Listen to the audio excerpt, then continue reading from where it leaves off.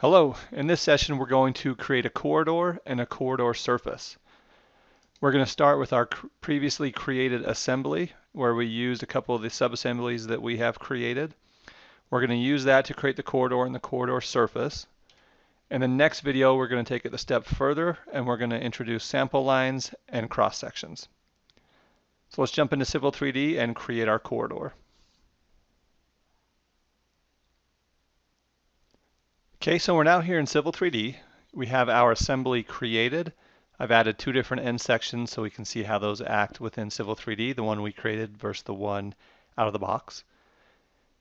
So we have our assembly, we have our profile, we have our alignment here. We're just going to run a simple corridor along this alignment, and we have our surface. So we have all the building blocks we need to create a corridor. So up here on the Home tab of the ribbon, I'm going to choose Corridor and the drop down and choose Corridor. We're going to name it. This is named Road B. We're going to give it an alignment. We're going to give it a profile, so we're going to use the finished ground profile.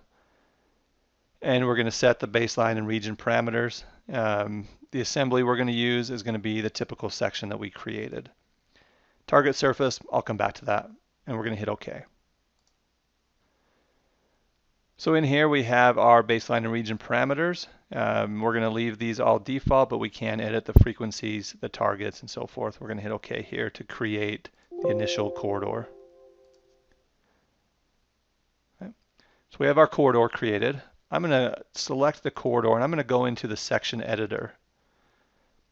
I like to see the section editor. I like to see plan on the top, profile on the bottom left, and the section on the bottom right. So you can see here we're missing our daylight or our cut and fill. Our cross section looks good though. We're going to go ahead and we're going to edit some target. I'm going to select the corridor from the screen. Up on the ribbon I'm going to choose Edit Targets. I'm just going to select inside that corridor, so inside that region. And it brings me to the target mapping. We have three different target types: surface, width and offset, slope and elevation. We're just going to target our surface. And we're going to target both at the same time. So I'm going to say click here to set all, and we're going to choose the existing ground surface and hit OK. And then hit OK again. Okay, so in the section editor, if we jump downstream here, let's just walk down a little bit. Okay. We can see that we have the rounded assembly that we created, and then we have the cut and fill here on the left. Again, everything dynamic. If I make some changes to the profile, let's make a big cut here. Make sure my corridor is set to rebuild automatic. And we should have those changes take effect within. Okay. We like how that looks. So we've created our corridor. Now let's create our corridor surface. And I want to show you a couple things when it comes to coding. So I'm going to select our corridor. I'm going to go to my corridor property. So I'm going to right click, or it's up here on the ribbon. I'm going to come here to surfaces. And I'm going to look at our links. So in our links here, we have the different links that we had set, whether they're the ones out of the box, or as you can see here, planter, the ones that we have created within Subassembly Composer. Okay. Same thing with feature lines. You can see here we use the FL or the flow line to be the center of the planter. So I'm going to choose links for now. I'm going to choose create a surface, and I'm going to call that Road B, and I'm just going to say FG for finished grade. Finished grade top. Contours, 1 and 5 design.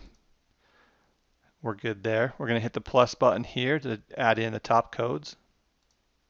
And I'm going to hit OK. Okay.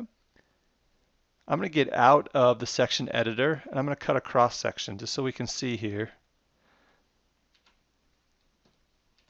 Let's just cut a simple, quick profile. So I'm just going to draw a polyline across there. Right click, quick profile. And I'm going to choose my existing and my top to create a profile from. And maybe we'll do full grid, but just so we can see it better, I'm going to make a quick edit and make this 4:1 vertical exaggeration. Hit OK. and hit OK. So here we have our top surface, we have our existing ground surface. But what we don't have is we expect to see a swale right here, a sidewalk with a swale. So we're missing something. So I'm going to come here, I'm going to split my screen so we can see both. I'm going to zoom into my cross section there, and I'm going to zoom in over here. I'm going to select my corridor. Okay. I'm going to go to feature lines, and because of how we coded things in Subassembly Composer, we did not add a top code into that swell. So coding is very important in Subassembly Composer. In this case, we used flowline, so I'm going to just select FL flowline, add that into my surface, and let's just hit OK and see what we get.